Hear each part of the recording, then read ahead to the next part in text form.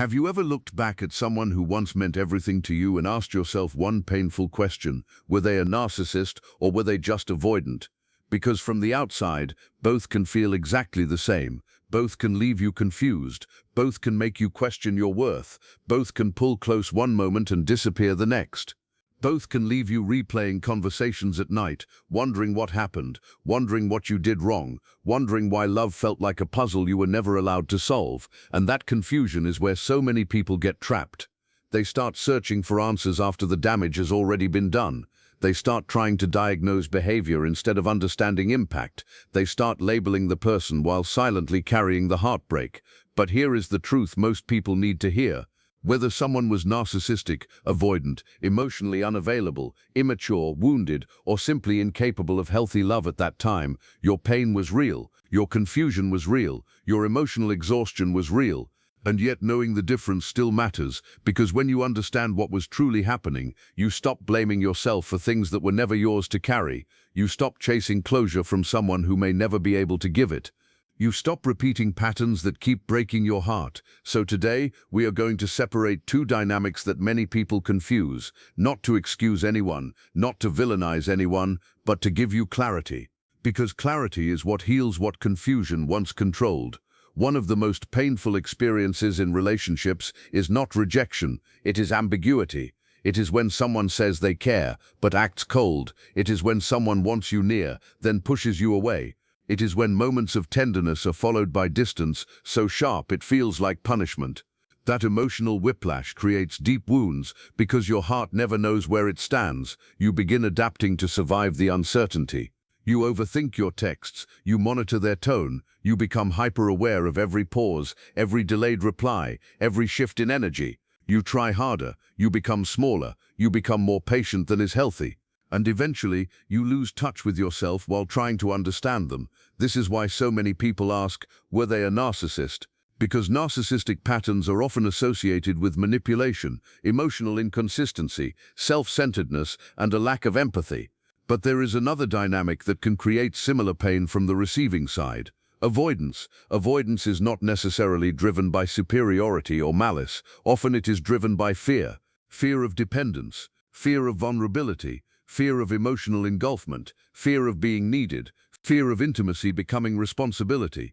So from your side of the relationship, both can feel like the same wound. One person distances because they do not want to lose control.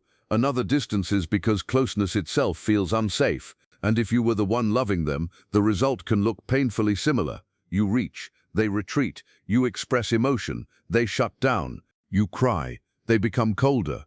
This is why confusion happens, because behavior alone can sometimes look similar, but motives matter, patterns matter, consistency matters, how they respond to your pain matters, and understanding this difference can save you years of self-doubt. So let's begin with the first truth. The confusion that breaks hearts is not simply wondering what they were, it is wondering what you were to them. That is the real wound. Not were they narcissistic, but did they ever truly care? Not were they avoidant, but why did love feel impossible with me? And when those questions remain unanswered, people often turn the pain inward. Maybe I was too emotional, maybe I expected too much, maybe I loved too deeply. Maybe if I had been calmer, prettier, smarter, less needy, more understanding, it would have worked. No, many people carry shame for wounds created by someone else's unresolved patterns.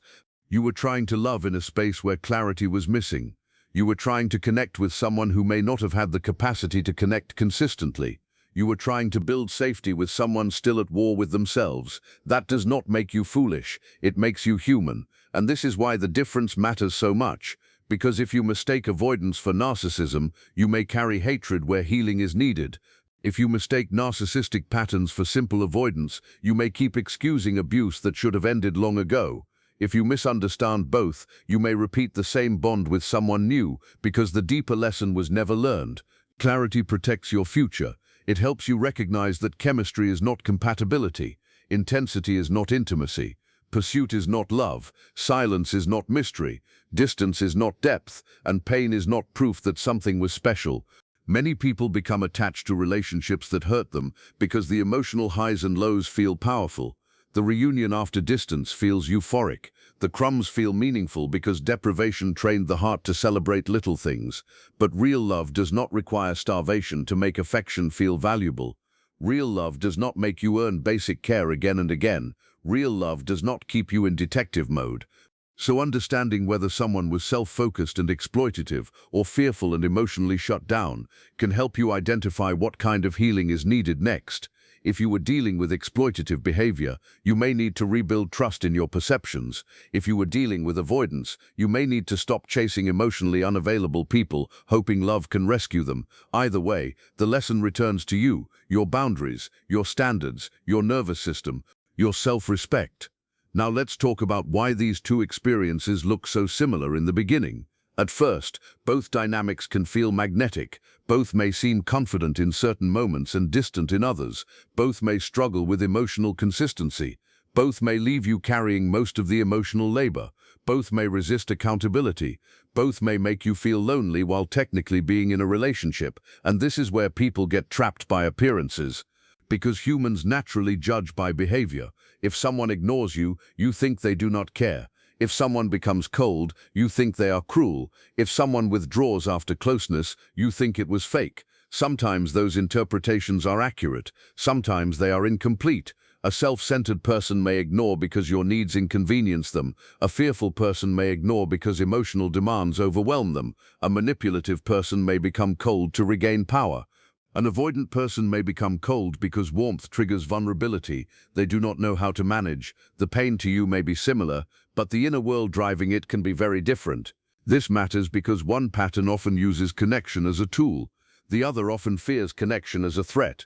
One may move toward people for supply, validation, admiration, or control. The other may move away from people when attachment starts to feel real. One may want attention without reciprocity. The other may want closeness in theory, but panic when closeness asks something real of them. Again, neither dynamic is healthy if unaddressed. Neither should cost you your peace, but understanding the difference helps you stop personalizing everything. Sometimes they were not punishing you, they were fleeing themselves. Sometimes they were not confused about you, they were disconnected from themselves. And sometimes, yes, they were using you in ways that had nothing to do with love. That is why discernment is essential. Now let's speak honestly about narcissistic patterns. This word is used everywhere now, often too loosely. Not every selfish act means someone is narcissistic. Not every emotionally unavailable person fits that category. But true narcissistic patterns often revolve around one central hunger, the need to preserve an inflated self-image. That means criticism feels intolerable, accountability feels like attack. Your feelings become secondary if they threaten their comfort. They may seek admiration, control narratives, avoid responsibility, minimize your pain, or shift blame when confronted. Relationships become less about mutual care and more about maintaining their emotional advantage. You may notice that conversations return to them. Your needs become interruptions. Your boundaries become insults. Your hurt becomes your fault. And over time, you start shrinking to keep the peace.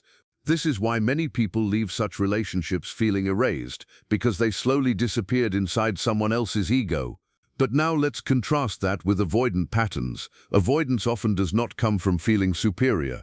It often comes from feeling unsafe in intimacy. Some people learned early that closeness leads to disappointment, engulfment, criticism, chaos, or loss of independence. So as adults, they may crave love, but resist the vulnerability required to sustain it. They may enjoy connection until it becomes emotionally real. Then they retreat. They may care deeply, yet struggle to show it consistently. They may miss you while ignoring you. They may want partnership while sabotaging closeness. They may promise effort, then freeze when effort is required. This creates immense pain for the partner, because love feels present one moment and inaccessible the next. But the engine underneath is often fear, not entitlement. Still, fear unmanaged can wound others just as deeply. That is an important truth. Someone's pain does not excuse the pain they cause. Someone's wounds do not make your wounds less real. Compassion for their struggle should never require abandonment of yourself. So if you are watching this while carrying confusion from someone who left scars on your heart, hear this clearly. Your job is not to become their psychologist. Your job is not to decode every silence. Your job is not to prove they loved you. Your job is to notice the pattern, honor the impact, and choose what protects your peace. Because the most important question was never what label fits them best. The most important question is why you stayed where clarity was absent, needs were unmet, and love kept hurting. That is where your freedom begins. And as we continue, the next signs will make the difference even clearer. Because once the beginning confusion fades, patterns always reveal what labels try to hide. Anyone can say they care. Anyone can say they were scared. Anyone can say they did their best. But the truth of any connection is rarely found in promises. It is found in repeated behavior. It is found in what happens when intimacy deepens. It is found in how someone responds when you need them, when conflict appears, when accountability is required, when vulnerability enters the room. That is where masks fall. That is where motives become visible. And one of the clearest places to look is how the relationship started versus how it changed. Some people enter your life like a storm. They come fast. The attention feels intense. The messages are constant. The compliments feel endless. They mirror your dreams, your values, your pain, your hopes. They seem to understand you unusually quickly. You feel chosen, seen, desired. And because the intensity is so powerful, you assume depth must exist underneath it. But sometimes intensity is not depth. Sometimes it is strategy. Sometimes it is emotional acceleration, designed to create attachment before true character is known. This is often where narcissistic patterns can appear. There may be grand gestures early on, followed by subtle withdrawal once your investment is secured.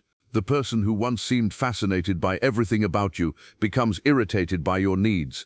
The one who pursued relentlessly becomes unavailable.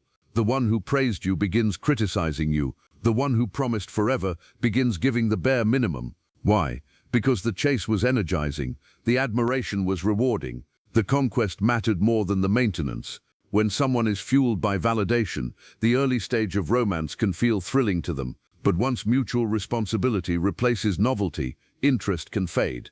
This leaves the partner devastated, because they keep trying to get back the version of the person who appeared in the beginning. They believe if they love harder, become easier, complain less, look better, need less, the warmth will return. But often that early version was not sustainable intimacy. It was presentation. Now compare that with avoidant dynamics.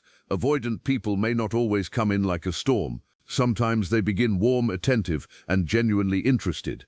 They may feel safe while the bond is still light, while expectations are low, while independence remains untouched. But as closeness grows, something shifts. The more real it becomes, the more pressure they feel. You ask for consistency. You ask where things are going. You express deeper feelings. You want integration into each other's lives, and suddenly they slow down. Messages become shorter.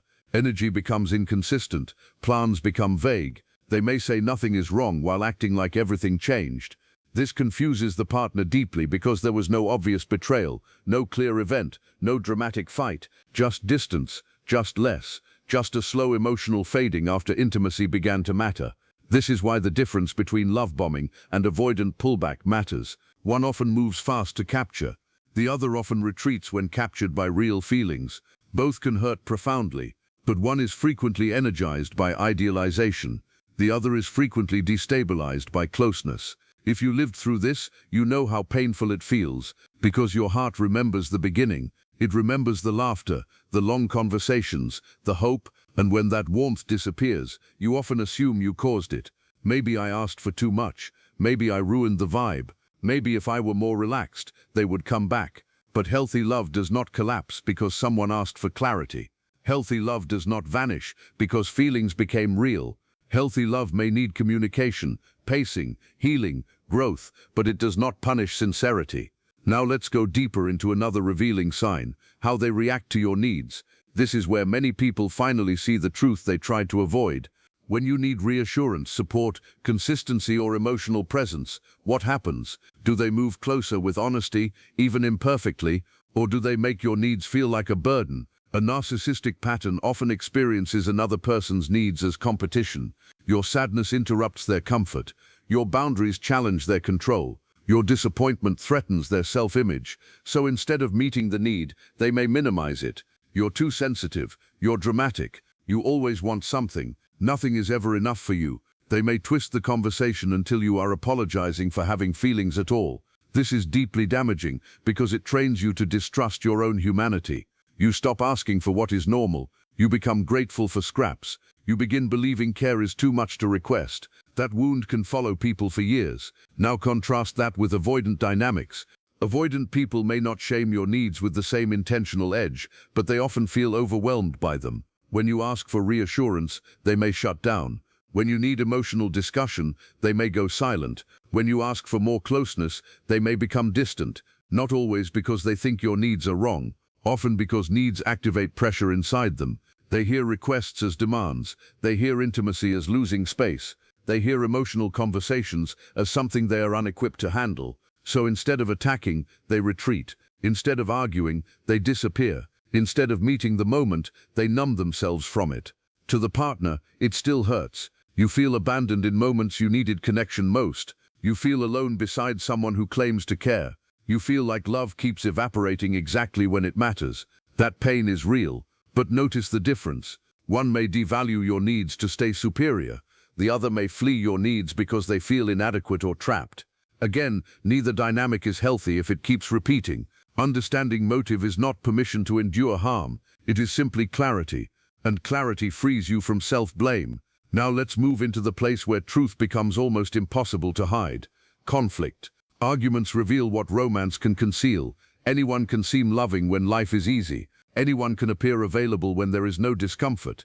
But when disappointment enters, when boundaries are set, when pain must be faced, that is where character emerges. In narcissistic patterns, conflict often becomes a battle to win. The issue itself may disappear quickly as the focus shifts to power. They may deny facts, rewrite history, bring up unrelated mistakes you made months ago, mock your emotions, use silence strategically, turn themselves into the victim, anything to avoid accountability and regain the upper hand. You walk into the conversation wanting resolution. You walk out confused, guilty, and emotionally drained. This is not accidental. When someone cannot tolerate being wrong, conflict becomes theater. Truth matters less than dominance, and after enough cycles, the partner loses confidence in their own memory, instincts, and voice. Now compare that with avoidant conflict patterns. Avoidant individuals often experience conflict as overwhelming rather than energizing. They do not necessarily want to win, they want to escape. So when tension rises, they may freeze, shut down, leave the room, change the subject, say "I don't know" repeatedly, promise to talk later, and never revisit it, disappear for hours or days. They may seem cold, but internally they can feel flooded, ashamed, trapped, or incapable of processing in real time. The result for the partner, however, can still be brutal. Problems remain unresolved. Resentment builds. You become the only one carrying the emotional labor. You learn that every hard conversation risks distance, so you start swallowing your truth to keep the connection alive. And every time you silence yourself, a part of you erodes. This is why some people stay stuck for years, because neither screaming battles nor silent withdrawal feel like love, yet both become normalized. Now let's examine one of the biggest clues of all: empathy. Not performative empathy, not words, not "I care about you" after damage is done. Real empathy is visible in behavior. It means your pain matters even when it is inconvenient. It means they can hold space for your feelings without making everything about themselves. It means they care how their actions affect you. In narcissistic patterns, empathy is often inconsistent, shallow, or self-serving. There may be moments of kindness, especially when image, reward, or access is involved, but sustained emotional consideration can be weak. If understanding your pain requires humility, sacrifice, or accountability, empathy often disappears. You may feel cared for only when you are easy, admiring, useful, or silent. The moment you become fully human with needs, wounds, opinions, the warmth changes. That conditional care cuts deeply, because it teaches love as performance. Now with avoidant dynamics, empathy can exist more genuinely, but expression is blocked. They may care privately and fail publicly. They may feel remorse, yet not communicate. They may miss you while doing nothing. They may understand your pain later, alone, when the moment has passed. This creates a tragic pattern. They are not empty of feeling. They are disconnected from acting on feeling consistently. So the partner receives absence instead of comfort, and absence, repeated enough times, feels like indifference. That is why many people leave avoidant relationships saying, "I know they cared, but it never felt like enough." And finally, let's talk about silence, because silence can mean very different things depending on the person behind it. For narcissistic patterns, silence may be punishment, a tactic, a way to make you anxious, chase, apologize, or submit. It creates insecurity that restores their sense of power. You feel desperate to reconnect, and that desperation becomes leverage. For avoidant patterns, silence is often escape, a retreat from emotional overload, a way to regulate discomfort without the skills to communicate directly. They withdraw because they cannot tolerate what is happening inside them. Still, whether silence is punishment or panic, the receiver experiences pain. That is why your focus must stay on impact, not excuses.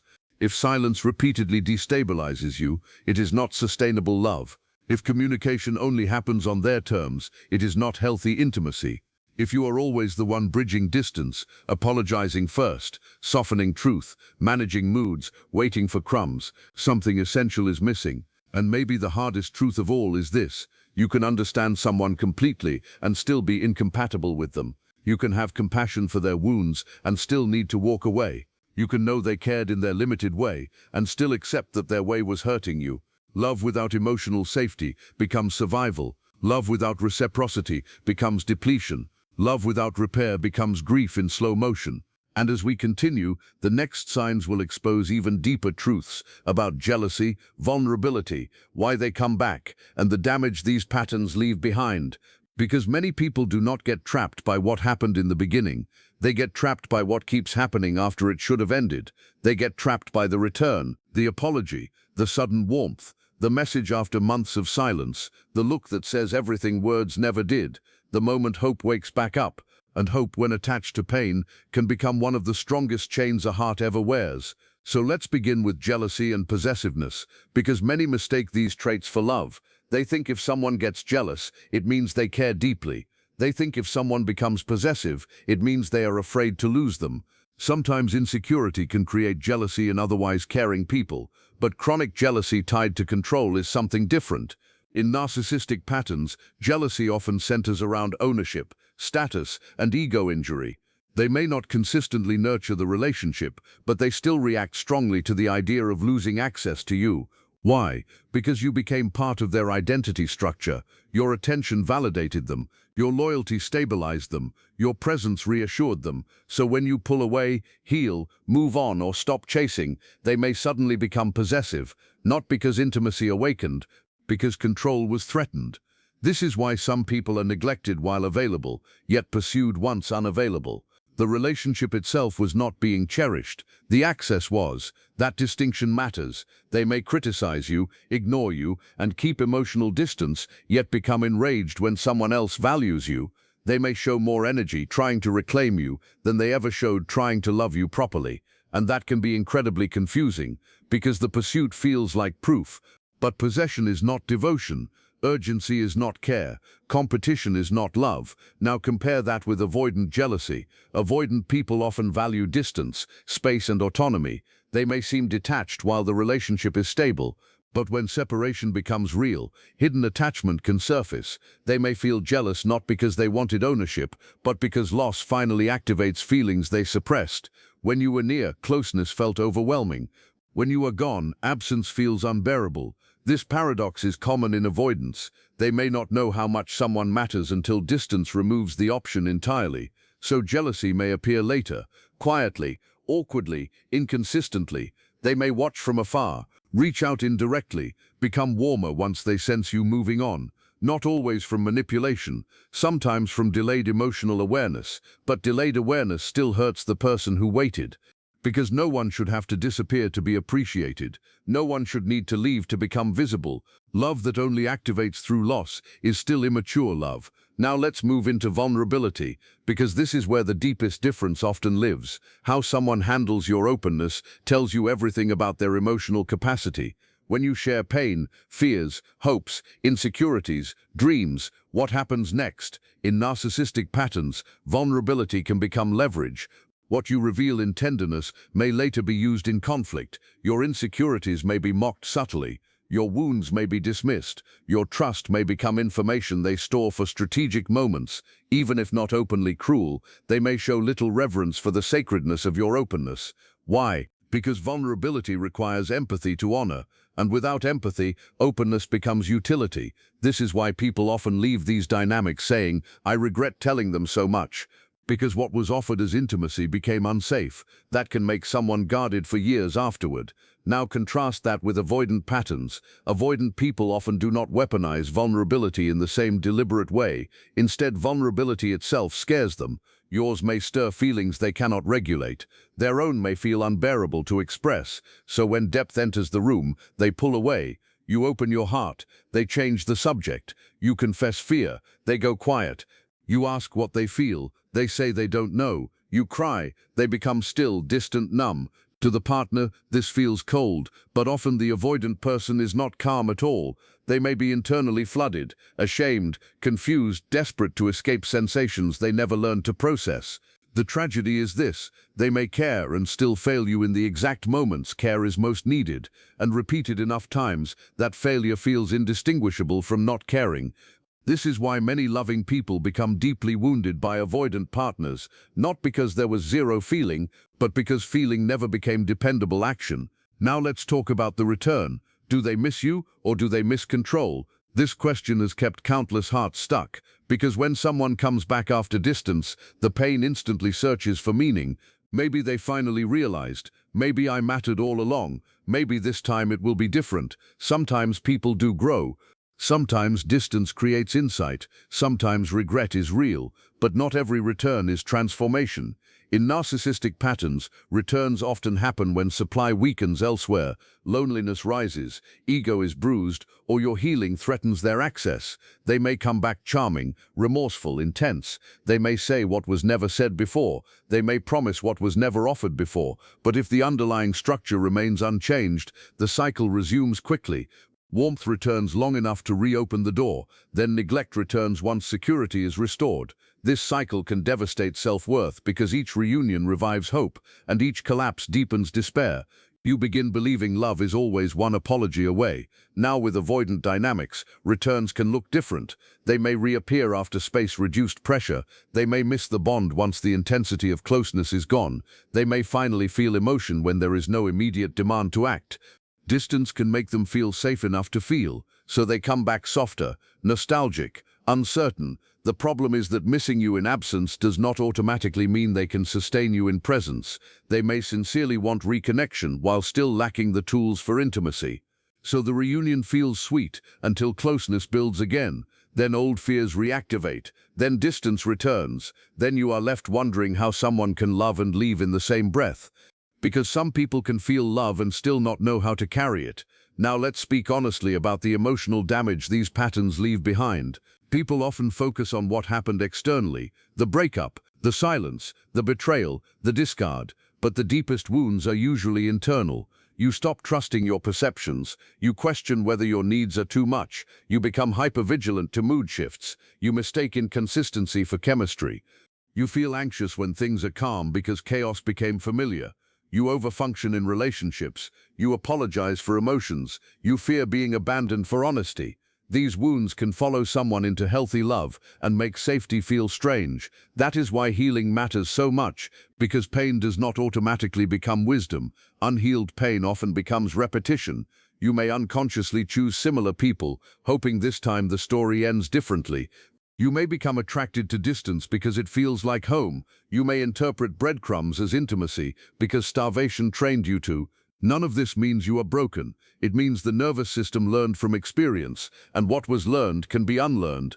Now let's address the question many quietly ask: can they change? Yes, but only under specific conditions. Not because you loved harder, not because you waited longer, not because you explained better, not because you tolerated more. Change happens when the person themselves confronts the cost of their patterns and chooses sustained inner work. For narcissistic traits, change requires humility, accountability, empathy building, and willingness to face shame without projecting it outward. That is difficult work because the defenses protecting the self-image resist exposure. Words alone are meaningless here. Only long-term consistent behavior matters. For avoidant patterns, change often requires learning emotional regulation, communication, vulnerability tolerance, and secure relating. It means staying present during discomfort instead of fleeing it. It means speaking fears instead of disappearing. It means allowing closeness without interpreting it as captivity. This work can absolutely happen, but again, it must be chosen by them. You cannot heal someone through loyalty. You cannot love another person into maturity against their will. You cannot carry both sides of a relationship forever. And this is where many viewers need permission. Permission to stop waiting for potential. Permission to stop dating who they could become. Permission to stop sacrificing the present for a future version of someone who may never arrive. Because potential does not hold you at night. Potential does not repair ruptures. Potential does not communicate consistently. Potential does not make a relationship healthy. Reality does.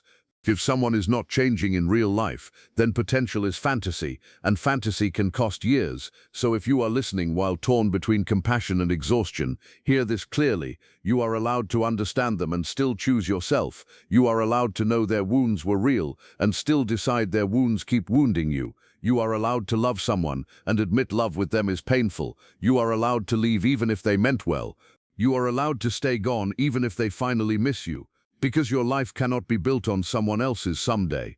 It must be built on what is true now. And as we continue, the next sections may be the most liberating of all. Why overanalyzing them keeps you stuck, the red flags you must never ignore, the questions to ask yourself now, and the final truth that sets you free.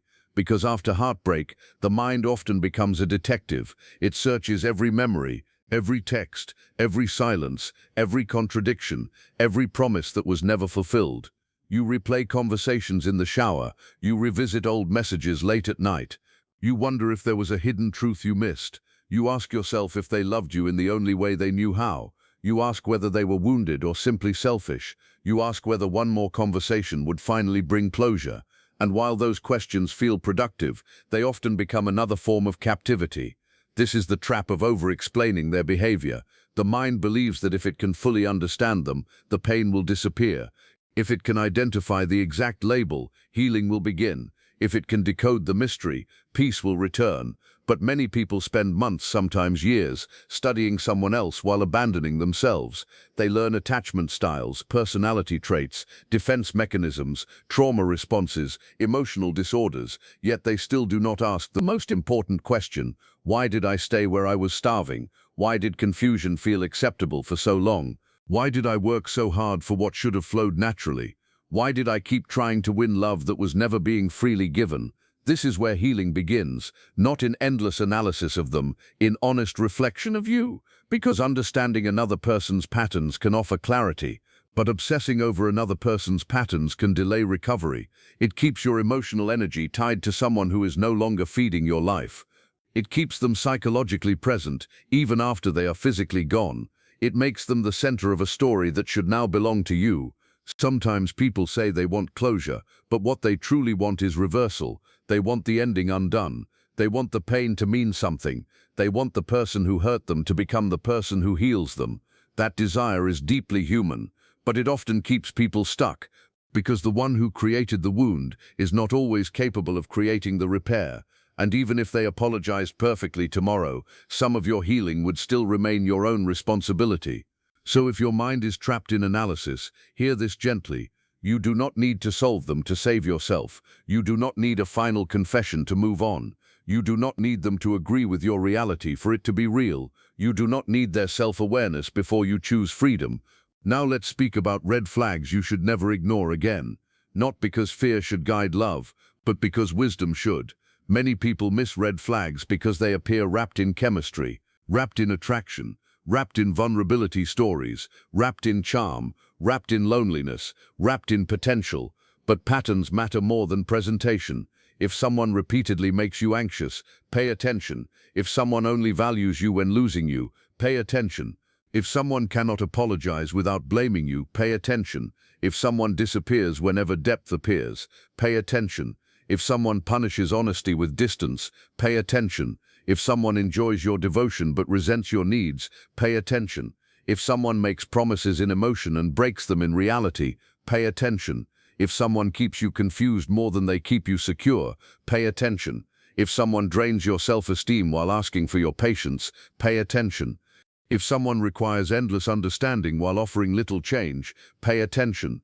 These signs are not minor, they are signals, and many people ignore signals because they are attached to moments, the beautiful night, the deep conversation, the tenderness after conflict, the rare vulnerability, the way they looked at you once, the version of them that appeared occasionally.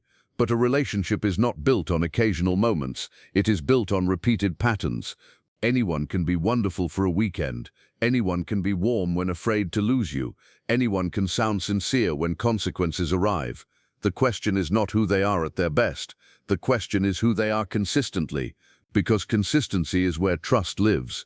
Now let's move into the questions to ask yourself right now. Not about them, about you, because your future changes when the focus returns home. Ask yourself honestly, did I feel emotionally safe with them? Could I express needs without fear? Did I feel cherished, or did I feel tolerated? Was I loved for who I am, or rewarded when I was convenient? Did I become calmer in this relationship, or more anxious? Did I trust myself more over time or less? Did the connection nourish me or consume me? Was I building a life, or surviving a cycle? Did I feel chosen, or did I feel like I was auditioning? Did I stay because it was healthy, or because I hoped it would become healthy?